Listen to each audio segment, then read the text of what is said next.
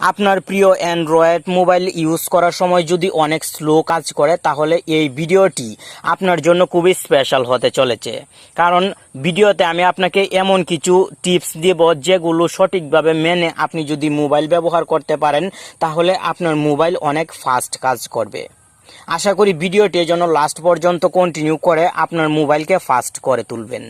Hello friend, আপনি দেখছেন প্রতিবারের মতন টেকন বাংলা চ্যানেলের আরও একটি ইন্টারেস্টিং এপিসোড। আর এই সম্পূর্ণ ভিডিও জুড়ে প্রতিবারের মতন আমি থাকবো আপনার বন্ধু নাসিম। চলুন কথা না বাড়িয়ে এখন মূল টপিকে চলে যাই। আপনার মোবাইলটি যদি অতিরিক্ত স্লো কাজ করে তাহলে প্রথমে আপনার মোবাইলে যে অ্যাপসগুলো ইনস্টল করা আছে সেই অ্যাপসগুলো চেক করতে হবে। যেমন আমার মোবাইল যদি এখন চেক করি তাহলে দেখতে পাবো এই একটি ওয়ালপেপার অ্যাপ। এই অ্যাপটি কিন্তু আমি অনেক আগেই মোবাইলে ইনস্টল করে রেখেছিলাম। এখন কোনো রকম প্রয়োজন না থাকা সত্ত্বেও কিন্তু আমার মোবাইলে ইনস্টল করা আছে, আনইনস্টল করতে ভুলে গিয়েছি। আপনিও এমন অনেক অ্যাপ দেখতে পাবেন মোবাইলে যে অ্যাপগুলোর কোনো প্রয়োজন নেই তবে মোবাইলে ইনস্টল করা আছে। আপনি অবশ্যই খুঁজে খুঁজে প্রত্যেকটি অ্যাপ আনইনস্টল করে দিবেন। যখন আপনার মোবাইলের র্যাম ফ্রি করবেন সঙ্গে সঙ্গে আপনার মোবাইলটিও কিন্তু অনেক ফাস্ট কাজ করবে। আপনার অ্যান্ড্রয়েড মোবাইলের র্যাম ফ্রি করেছেন তবু যদি মোবাইলটি স্লো কাজ করে তাহলে সরাসরি আপনি চলে যাবেন ফাইল ম্যানেজারে। ফাইল ম্যানেজারে চলে আসার পর এখানে দেখবেন আপনার মোবাইলের ফোন স্টোরেজ কতটুকু খালি আছে। যদি পর্যাপ্ত পরিমাণে জায়গা খালি না থাকে তাহলে এখান থেকে ভিডিও অথবা অডিও গান ডিলিট করবেন এবং মোবাইলের ফোন স্টোরেজের জায়গা খালি করবেন। কারণ আপনার মোবাইলের ফোন স্টোরেজের জায়গা যদি ফুল থাকে তাহলে মোবাইলটি কিন্তু স্লো কাজ করতে পারে।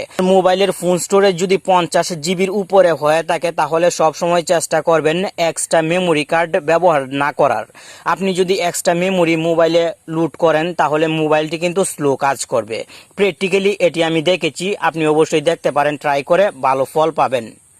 চলুন এখন মোবাইলের কিছু গুরুত্বপূর্ণ সেটিংসের সাথে পরিচিত হয়ে নেই যে সেটিংসগুলো মোবাইলকে ফাস্ট করার ক্ষেত্রে গুরুত্বপূর্ণ ভূমিকা পালন করবে। আপনি প্রথমে মোবাইলের সেটিংসে চলে আসবেন এবং একটু নিচের দিকে যদি চলে আসেন তাহলে এখানে দেখতে পাবেন এডিশনাল সেটিংস। আপনি এই এডিশনাল সেটিংসে ক্লিক করবেন এবং নিচের দিকে চলে আসলে ডেভেলপার অপশনসে একটি সেটিংস দেখতে পাবেন।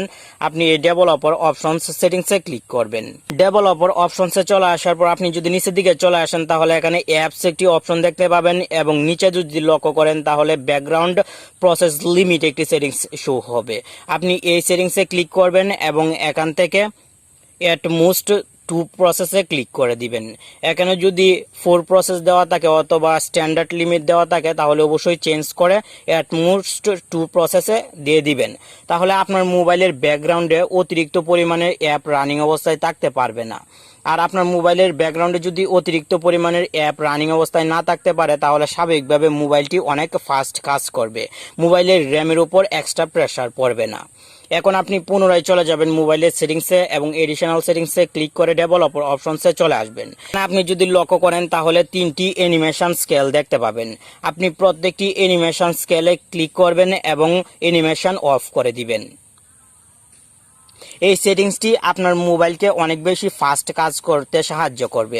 এই ভিডিওর মাধ্যমে আমি চেষ্টা করলাম মোবাইলের কিছু গুরুত্বপূর্ণ কাজ আপনার সঙ্গে শেয়ার করার যেগুলো প্রয়োগ করে মোবাইলকে অনেক বেশি ফাস্ট করে তোলা সম্ভব।